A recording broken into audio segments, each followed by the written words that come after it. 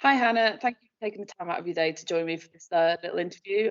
So I just wanted to bring you in for a chat today just to discuss Connect training and in particular your role as a business development manager. Yeah, of course. Yeah, really happy to take part, Becky. Thank you for. I feel like this is a podcast. Thank you for inviting me on. Yeah, you're welcome. I mean, if digital marketing doesn't work out for me, maybe I can become a podcaster. You never know. So let's jump right into the first question. So give me a bit of an introduction to yourself and sort of what led you to the role of business development manager at Connect Training. Sure. So I never thought I would end up sort of working for business. I got my degree in law. So I trained for 3 years in the University of Southampton to get my law degree. And it was only in my third year of university I started getting involved a little bit more with the business school and that kind of thing. And I thought, actually, perhaps I'm more suited to something which is less office based, a bit more hands on, and kind of utilizes a bit more of what I considered to be my talents at the time. Um, and after that, I got accepted onto a graduate scheme up here in Chester. Because if you can't tell already, I'm not originally from the Northwest, I'm from the South. So I moved from my family that lived in Bath up here. And that was working as senior management at a supermarket for a long time as an area manager. And then my transition over here was just really for a new challenge, but I guess we'll talk a little bit more about that in a bit. But that's a little bit about me without going all the way back to when I was born, sort of the last 5 years. Well, to be honest, it sounds like you lived many lives before joining Connect Training anyway, so very exciting. So yeah, leading on from that, actually, my next question is going to be, what made you decide to join Connect Training? What appealed to you about the role? So I think the main thing about Connect Training is that it's a startup. Anyone who works or has worked with a startup knows that it's an incredibly exciting time in the beginning, to make all of these huge leaps in growth. And I think to be brought on as a growth manager um, was almost an opportunity I couldn't turn down because it's such a good service, that we provide to other companies and all of our clients that actually I think to have a different um, a project every single day to be working on and to be helping people, in the way that we do is so rewarding. So it's a really exciting time to come on and work with such a great company that has also really lovely culture and great employees as well. Um, so yeah, That's I think that's the main attraction for me. brilliant. Well, you can really see, to be honest, how passionate you are about it as well. So that's really nice to see. So just diving a little bit deeper into your role and like specifics around it. So what does a typical day look like for you? So, a typical day. Well, every day is completely different. So, if I kind of pull apart some things, I could try and construct a day. Um, so obviously, the first thing I do, I get in at about 8:15, and I instantly go to the kettle because you can't do anything without making a cup of tea first. You won't really see me very far away from my Great. from my mug. um, and then I think the first thing that I like to do is sit down and I check my emails. And that is because I guess the formal term is client relations. So I sit down and I basically make sure that all of our live sessions are going according to plan, that everybody is happy with their scenarios that we've talked about previously. And it's kind of keeping our ongoing clients happy and checking in with them, seeing if there's anything else we can do to help. It's kind of nurturing those new client relationships that we've got with our newer clients, as well as circling back some of our older clients and checking in with them as well. So that can be a little bit time consuming, but I like to do that in the morning because everybody tends to be very happy and it's a good way to start off my day. Fantastic.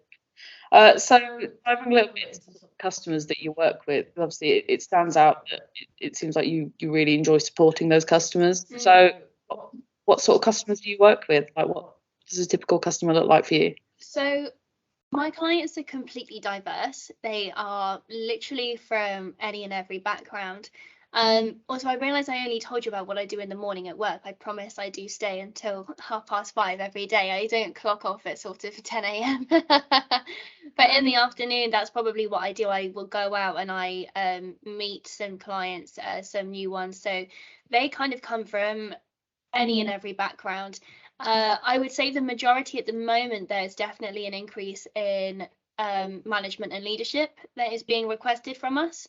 So that generally comes from a corporate space. So law firms are now kind of one of our major client bases, as well as accountancy firms. Anything with a corporate background where they've got managers that either need to be upskilled or new managers coming on, because I'm of an opinion that I think managers are getting younger. And I think whilst there is about, 90% of great things about that, obviously the 10% that they're lacking is perhaps life experience, which can be taught through doing role play and that kind of thing. So that's definitely probably the biggest proportion of new clients that we're bringing on anyway. But there's literally all sectors: healthcare, education. We work with universities. We do lots of charitable work. We work with the NHS and Mind, for example. Customer service is another big one for hotels. Pretty much anything and everything. So it's pretty wide. It sounds like it's beneficial for well, anyone really, which is fantastic to see. So sticking with the speaking about your customers. So you mentioned it a little bit, but what sort of problems are you looking to solve with Connect Training Service? Live virtual training. What are they hoping to get from it, do you think? So we basically run with the ethos that there is no better practice than real life practice.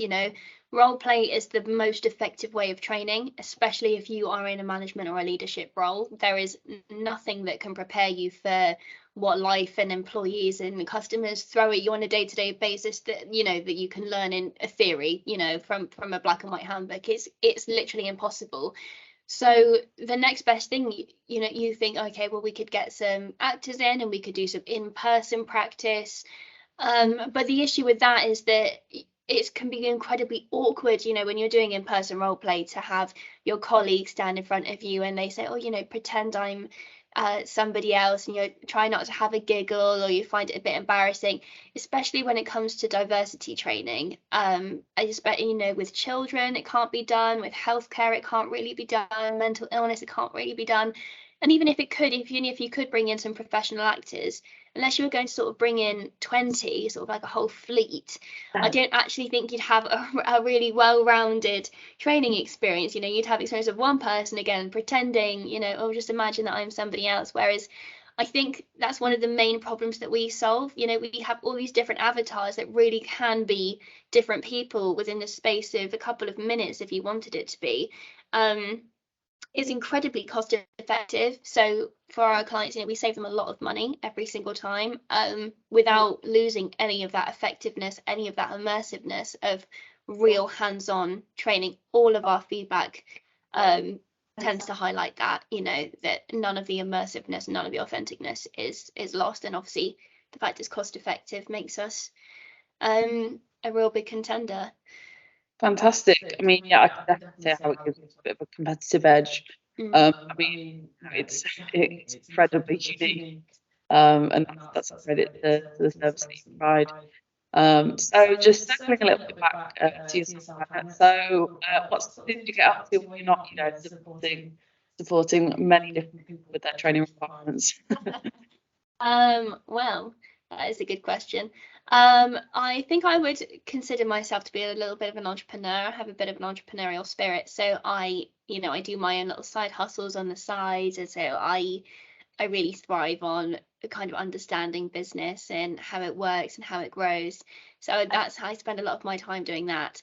But when I'm not doing that as well, I think I try to get outdoors as much as I can. It's quite easy to say, but realistically, I don't know how often I actually do that. But I do like to go down to the beach, go for a swim in the sea, or do some kayaking, go for some long beach walks with the dogs. So I try and achieve that balance, but I am a bit addicted to working, so I I really enjoy it. It's not really work if you enjoy it, is it? So I try and find that balance of being outdoors as much as I can, whilst also doing what I like on the business front.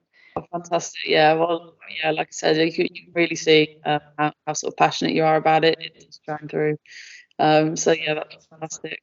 And I mean, based in Norwich, you're probably as far away from the beach as you can get, aren't you?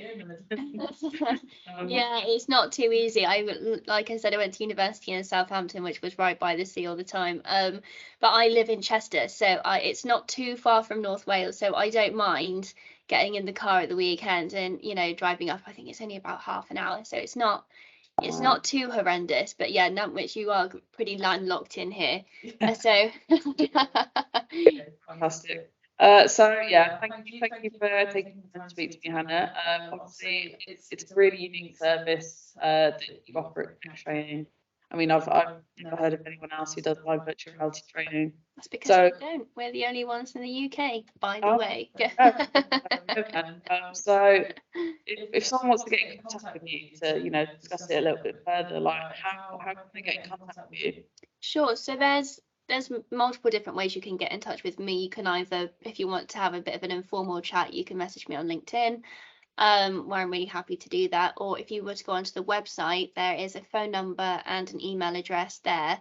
And that website is www.connect2training.co.uk. And they've got all the different email addresses there. My personal email address is hfoley@iwanttoconnect.co.uk. Fantastic. Thanks so much for that, Hannah. No worries. Thank you for having me. Cheers.